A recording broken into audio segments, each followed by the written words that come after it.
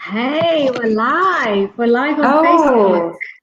Oh, Hi, awesome. Let me Janine. So, see. Hello. guys, Let me share on mine. I've shared it onto my personal profile and I've tagged you in it, honey. So if you can share. So, Okay, hello to perfect. everyone that's tuning in today. Welcome to Live with Zoe and Janine. Love it.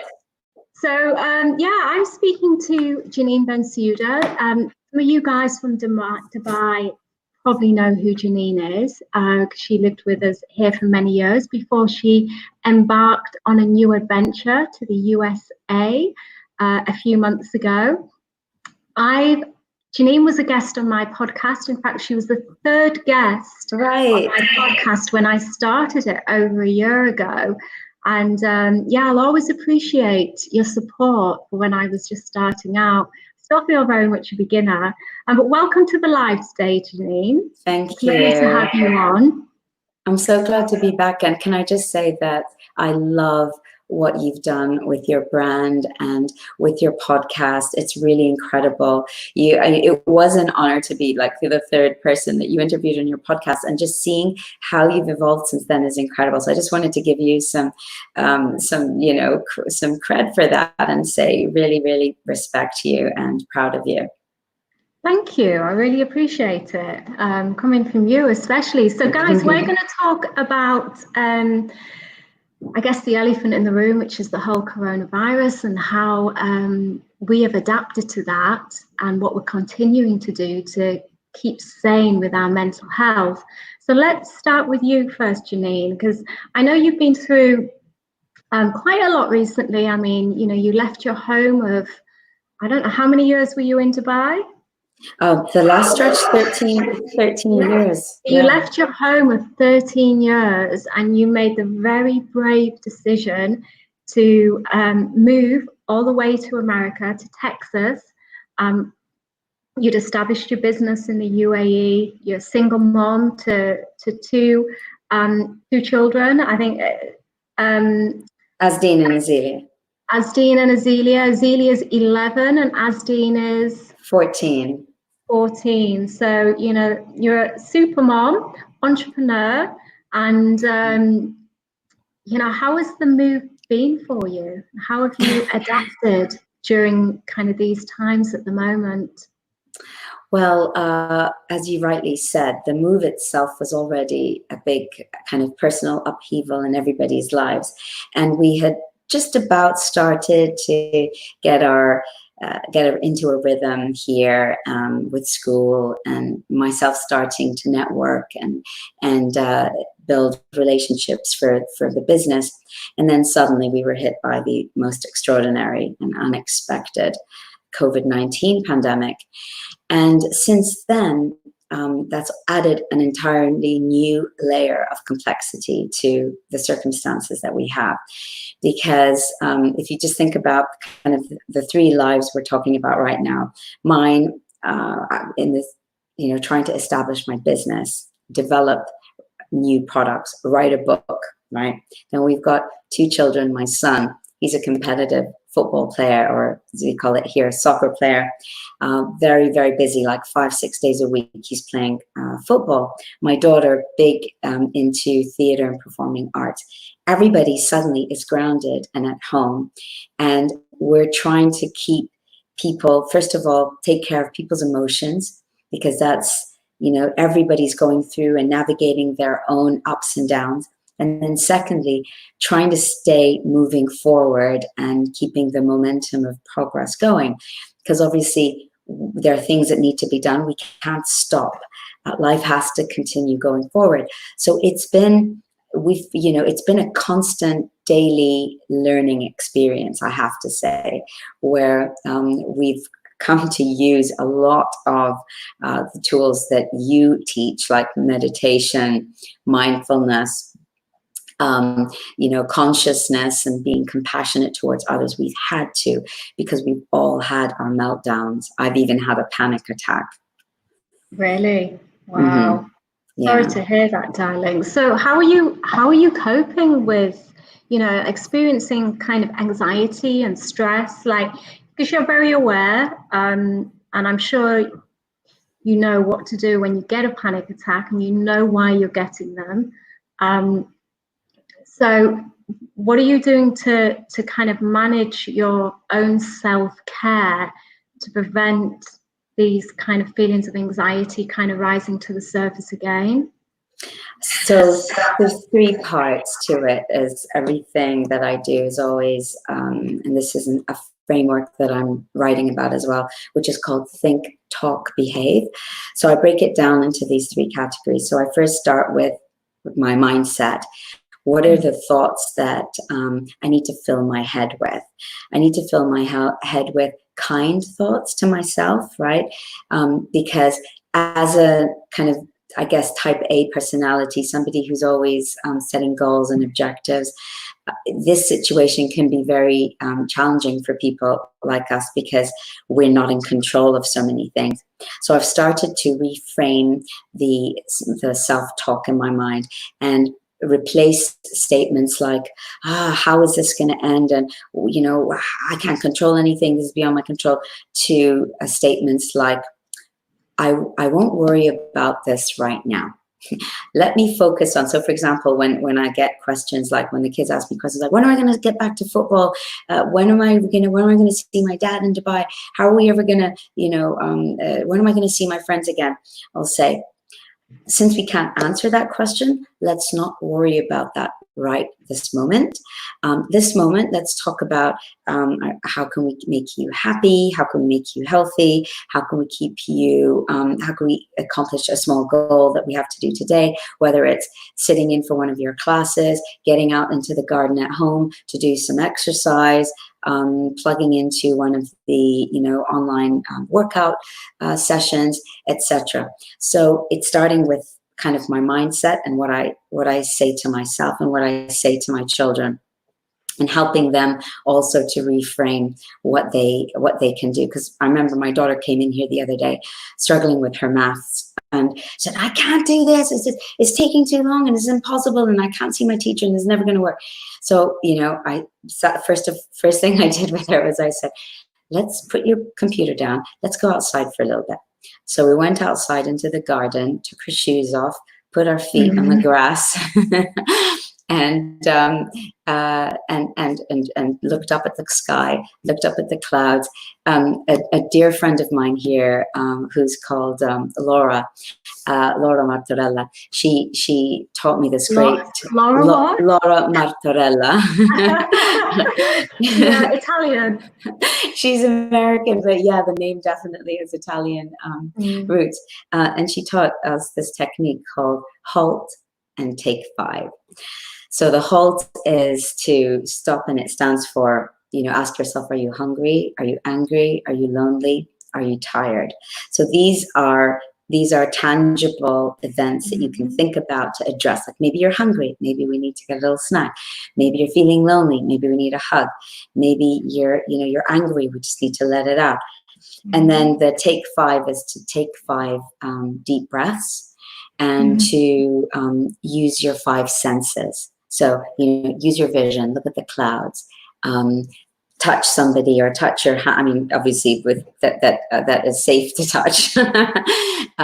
Maybe it's something to do with taste. So you reframe and refocus on tangible things that remind you to be present in the moment, that can help alleviate the stress. So so we were able to change her state back into a state of calm. We came back inside. She was able to resume her math and get it done. So this is happening on a daily basis. How's Asteen coping? I mean, you know, he's into his football. He's got so much energy. He's always outside, like playing a few times a week. How was he? I mean, have you guys been allowed outside at all, or? Yeah. So over here, like? Yeah, there was about 6 weeks of complete lockdown, where, you know, you weren't really allowed out at all. Although you could go out into your neighborhood as long as you kept the 6 feet distance between yourselves. However, right now the state has actually started to to allow people back out and businesses to start again. Having said that, as a family, we're still pretty cautious. So we're still at home, we're still self-isolating. And for Asdeen, today, in fact, this afternoon, marks the first day in 3 months that he'll be going back to his football practice, except that they're not doing contact football. They're bringing them back, but everybody has to be in their own space, and they're doing individual technique and skill work, each with their own football. So there's no passing footballs to each other. So it's all a bit bizarre and strange. He's really, really missed this. He's missed his football buddies, and he's missed the physical game a lot. He's been doing, Football is such a team sport, and when you're so young and kind of, you're used to kind of being around all your friends, just kicking the ball about. Yeah. I know for me, I kind of struggled with the exercise thing. And look, I mean, I'm totally to blame for that, because I could have exercised in the house. Right. I was doing, for a while, I was just doing the minimum amount of exercise, being like totally lazy, just enough to kind of get the endorphins going, doing like my breath work. But as a result of that, my sleep pattern was just all over the place. Some mornings I was literally getting to sleep at 2-3 a.m. in the morning. Yeah. Absolutely mental. Yeah. And I've just started following this program, actually, by this guy called Andy Kinsella, and it's 70-day hard, and you do 2 45-minute workouts a day. Since I started that, I've had like the best night's sleep. Really? Yeah. Do you know, the funny thing is, my daughter Azealia brought that to me yesterday and said, "Mom, can we do this challenge?" And I looked at it and I thought, isn't that a bit? It's the same one I'm talking about. It's the same one. I remember because I remembered the 2 45 minutes, and then also there's like 10 minutes of reading or 10 pages of a book. Look, it's really simple. It's really simple. All you have to do is do 2 45 minutes of exercise. Right. One of them has to be outside. You have to drink a gallon of water, which is about 3 liters. You have to read 10 pages a day, which I used to do anyway. I haven't been that great with my water, so I'm just watching the cat there. I haven't been that great with my water. And and I think that's it. Yeah, there might have been something else, but I remember that she said. So it's funny that she mentioned that to me yesterday, and you mentioned it. I guess he's getting a lot of visibility for this. There's also Ramadan happening, so that added another layer of complexity to everything, because just how you said your sleep pattern shifted. The same thing with me, with because of the lockdown disrupting all our regular training behaviors and patterns and schedules before. Now suddenly everything was twisted on its head. The same thing. I wasn't getting to bed until late, trying to fit, the morning routines with the kids' school, trying to get them started, which takes away from my time. So I'm ending up working later, and then I can't do my workout till later, and then I can't sleep. And then Ramadan added a whole other layer of complexity to this, because the other thing was being at home. What I found was, you kind of end up snacking quite a bit, and I was definitely drinking a lot of water. And then with the fasting, the not snacking has been like another challenge, like definitely. And waiting until 8 o'clock at night. And then because we break the fast at 8 o'clock, especially for Asdeen, because he's been fasting this year, his own choice. And so he wants to maximize the number of hours where he can eat. So he wants to stay up later so he can eat more. Otherwise, if he breaks his fast at 8 and goes to bed at 11, he's, hardly got a few hours to eat anything. And as soon as you start eating, you're already full. So you need a bit of time to. So, yeah. I think the message here, guys, is to focus on what you can control.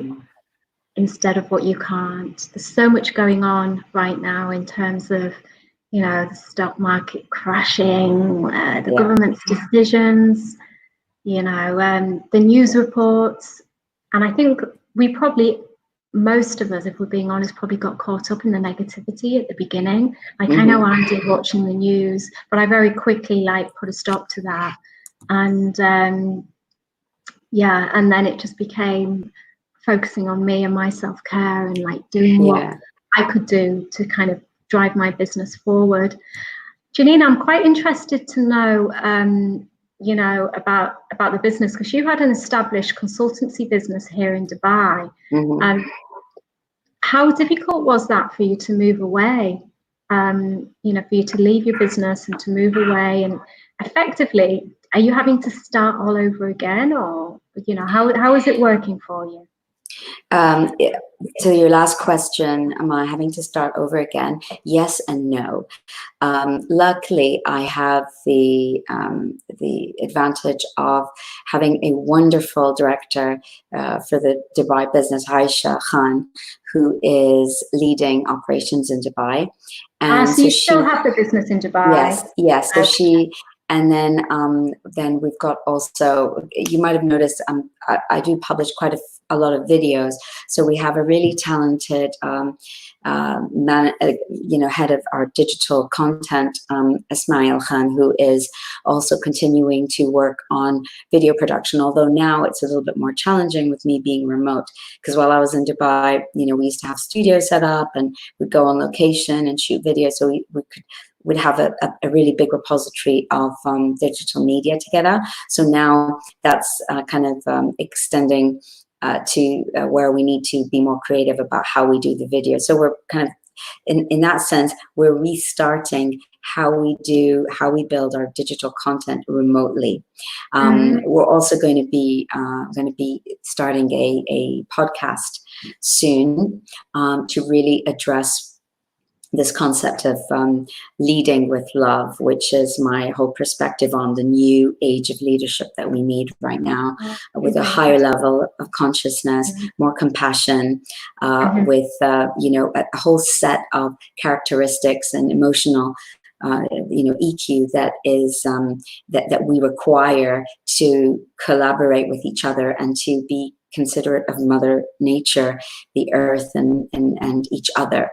And so the podcast is going to be about that. And as far as what we've been doing with the business is that we've had to completely pivot from our traditionally face-to-face consulting and workshops and master classes.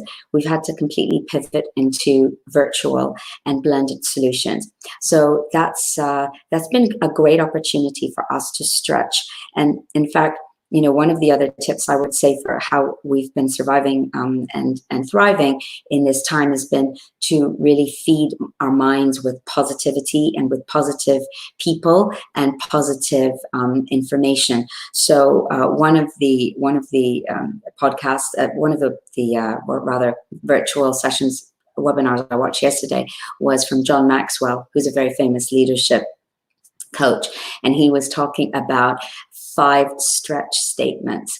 And one of them was how we need to stretch our growth. So at times like this, are you going to stretch yourself or are you going to shrink to the occasion?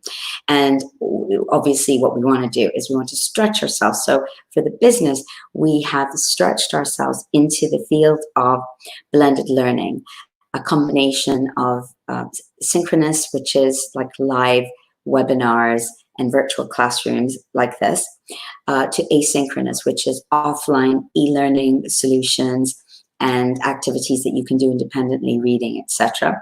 And then when you combine them together, they actually result in a really great experience. So you might attend a virtual classroom today, and then tomorrow and the day after, you've got a couple of independent learning, reading and e-learning sessions to do. And then you come back for a follow-up in a week or 2 weeks. And then at the end of it, you have a final certified, learning experience.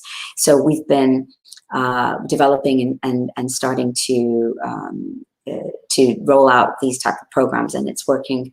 It's been working well, and we've started now to make some ways into the U.S. market in the education industry, working with some universities, helping their kind of directors and staff, and as well as preparing for their freshman class coming in, who are going to be in a completely unique situation. Yeah. I was speaking to another guest that Farah, Oh, yes. mindset. You know Farah Kabir? I know I of was her, yeah. I was chatting to Farah about a week ago, and yeah, she's had to adapt her business a lot from offline to online. You know, she did a lot of talks and going out to a lot of corporates. But it's like I said to her, you know, what she's doing now was probably on her to-do list anyway. Yes. I think it's probably been on most businesses to-do list who are offering training and consultancy and workshops, who are going out to corporates. It was probably on their to-do list anyway to take that onto the online sphere and kind of move that forward if they already hadn't. So I think what's happened with Corona, it's probably just given people a kick up the bum really to actually get moving in those areas. It really has. It's been the catalyst to propel us forward quicker than we may have been planning to, and also to collaborate more. So I'm excited about it. Also a collaboration here with a dear friend of mine, Nino Yoshida, who her and I had worked together 15 years ago at Ogilvy and Mather, the very famous advertising agency in New York, like in their head office. And both of us learned a tremendous amount about branding and about marketing and really authentically establishing the identity of a brand and a product. And then we've been in touch, and we're also both kind of very diverse in terms of our culture and backgrounds. So she's half Japanese and half Mexican, and then speaks like 3 or 4 languages. And, I've got a very eclectic background as well, speak multiple languages. So together now what we're doing is we're really representing what the new world looks like. The new world is made up of beyond boundaries, right? Because especially with the move to online, there is no distance means anything. We can be collaborating with people, halfway across the world and working together. So it's become even more important for us to be really focusing on our communication skills, our ability to build relationships, and to work with the people who are aligned with our values towards the results that are in everyone's benefit. So that's been exciting. So I've had that collaboration start. Dubai business has pivoted into online, and we are, pushing ourselves to grow and evolve. What has been the big difference for you moving away? I'm kind of interested to know. Like, Dubai is quite a unique place. Yes, in terms of that there's so many different nationalities here, lots of expats. It's very transitional, and people just kind of come and go. Friendships come and go. Like, what's a big difference for you from being here to being there that you've actually noticed in terms of lifestyle, in terms of relationships? Yeah, well, the first big difference has really been the diversity of people in Dubai. You walk 5 meters and you bump into people from 5 or 6 different countries, whereas here although it is still, Houston in particular is a very, very international city. Having said that, it is also a city that does have a high percentage of people who have lived here for most of their lives, right? As opposed to Dubai, where the majority of people that you meet have come to Dubai. Forgive my ignorance, but you're down south. Texas is in the south, isn't it? It is, yes. Yeah. And actually, when it comes to talking, I don't want to talk about politics, but let's just talk about perspectives, okay? Because in Dubai, you're predominantly meeting people with very international perspectives. The state of Texas in general, the perspective is more US focused. And so generally, the children, when they went into school, the kids, when they went into school, they were, I guess they were surprised by the lack of diversity in the particular schools that they are in. And they were also surprised by the diversity also of income and backgrounds, right? So in Dubai, you're getting an unnatural perspective on, I think, on people's, the income brackets that people are from. And when you look around, you do see a lot of very, very comfortable middle class and upper middle class population. Whereas here you see, a more diverse perspective, and that hits you immediately. The other thing that hits you is information. You have access to all kinds of information here, and information that may or may not be available, in other more conservative cultures. So that is also an eye-opener for the children. They're in classes where, a lot of their cohorts and the children are exposed or are involved in things that, you just don't hear about often in Dubai and in the UAE, because that is not practiced, or it's not made public. The other thing is that, here you really are you got to do everything on your own and for yourself. So in Dubai, we're very spoiled with a lot of support services. I mean, you've got to put your own petrol in your car. Put your own petrol in your car, do your own laundry, do your own cleaning, take care of everything. You've got to go buy your own when you go to the supermarket. You got to do that. You got to go get your own things. Pick up the phone and, can you please bring one Kit Kat, because I can't be bothered to go down. So you got to do everything yourself. And the other thing I missed was I miss my triathlon community in Dubai. There is a triathlon community here. It's just I haven't gotten into it yet. So I missed that circle of friends in Dubai. I know when I go over to the UK and I put petrol in the car, you've got to really pinch yourself to stop being, stop having that deeper moment, and it's just, it feels like such a chore, when you're just used to people filling your petrol up. Yeah, it's not the case. Yeah.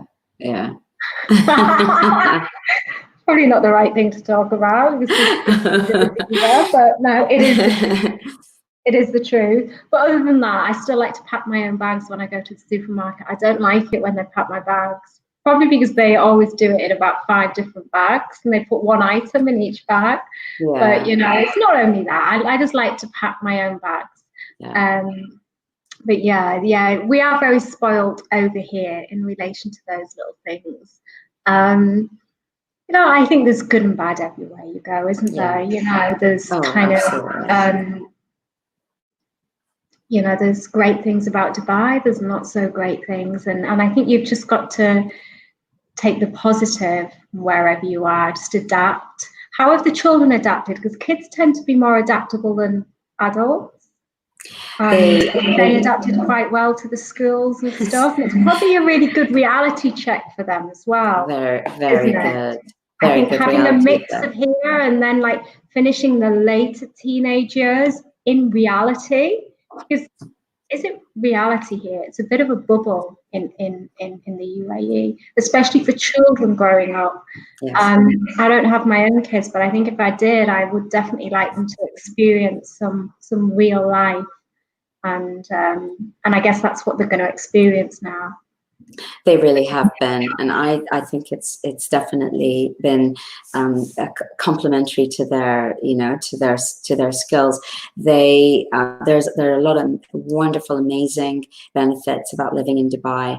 The diversity, the culture and exposure to so many different nationalities, the safety and security, the facilities, amazing, and coming to somewhere like the US is also great in the sense that they now have to practice a lot of doing things for themselves. They have to really take a look at what are their values and what do they believe in, and start to learn to practice self-discipline and the ability to make their own decisions. So if people are inviting them or exposing them to other things that are not aligned with their values, what do they do? So, this is a time when they're being tested to see, to understand their own personal identities, their belief systems, and to learn how to protect their beliefs and to protect their own opinions and their own traditions and you know, the way they want to live, while also respecting others. It's been great exposure for them in terms of, you know, just the market here is so huge. So let's say for football, you know, there's so many opportunities, as you're just talking about a massive scale. Hello, Kat. So funny. She's trying to drink my water. She'll only drink water out of someone else's cup. That's so funny. So, you know, it's just on a massive scale. I mean, to give you an example, the school that Azim's going to next year has got 3,000 students in them. The school that he was in Dubai had like, the entire school had like, I think 700 or 800. And this is, by the way, that was the whole school from like year 1 to year 13 in the British system, right?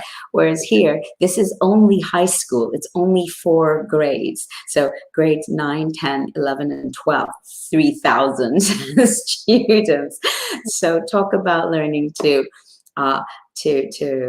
figure out how to define yourself in a crowd and to make yourself noticeable and to be able to speak up and be heard and to be able to focus. It's really, so they've gone through their journeys and they came here, they were just so unhappy about being away from their friends and missing their teachers and missing their school and their activities and all of that. But then recently I asked them how things going and they said, we can't remember, when were we in Dubai again? And it seems so long ago, just because kids, they build, that's their defense mechanism. They adapt and they let things go so they can move forward. And so you see how they respond. So yeah, they've adapted, they're adapting and moving forward. How is Asdeen adapted to saying soccer instead of football? Americans haven't got a clue. It's so irritating. They keep arguing and saying, hang on, we came up with football first, so it's football. Yeah, you just got to do what you got to do. I still tend to slip every now and again, but that's a big slip up here because football is a major game here, and you don't joke around with that. Look, exactly. I think, you know, it's when you're in Rome, you do as the Romans do. Absolutely. You start saying soccer. I think when you start saying tomatoes, that's when you start worrying. Or do you say tomatoes anyway? I anyway say tomatoes. My accent's always been a hodgepodge potpourri of England, the UK, the US, the Middle East. It's all mixed up and it tends to adapt as well. But Azealia, she's completely changed. Her accent has gone completely American now. Has it? Yeah. That's so funny. It's so funny, yeah. So she's... and you sound very British. I know you've kind of lived all over the world, but you do sound very British, and which I think is an advantage because the Americans love the Brits. Yeah. And I think just hearing the British accent is going to kind of get you a foot in the door anyway. There you go. So yeah, no, but it's been good. I see all of these as incredible chapters in our lives, and I've always believed in, you know, growth. You only grow when you put yourself in an uncomfortable situation. That's when you really are forced to grow. So either you got to stretch to accomplish something, or you're in a new circumstance. You've got to adapt. And so I've grown quite accustomed to this. This is, you know, kind of like the third major move in the last 15 years, and it's healthy for us. It works for us. It works for my family, and you know, we learn from everywhere that we go. We're learning from this experience. This COVID-19 experience has also been another experience where we've been invited to push ourselves. To learn to adapt and to maintain positivity in these times and to grow in these times. And then also, like I said at the beginning, to be kind to ourselves. You know, we can't figure everything out all the time. We can't be on top of everything all the time. We can't be succeeding all the time. It's okay. It's okay as long as we remember that, you know, we're in this for the long haul.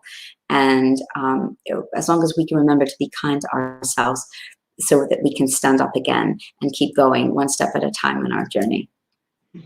I think doing what you did as well, it's incredibly brave, and quite often, you know, I admire anyone that takes kind of these leaps into the unknown, because it's such a scary thing to do. Yeah, quite often when we get to the other side, it's just so much more incredible and so much more amazing. And, you know, it does take time to establish yourself, but, you know, I think, you know, the reasons for the move will probably become apparent more, you know, as time develops. Yes, I'm already seeing that.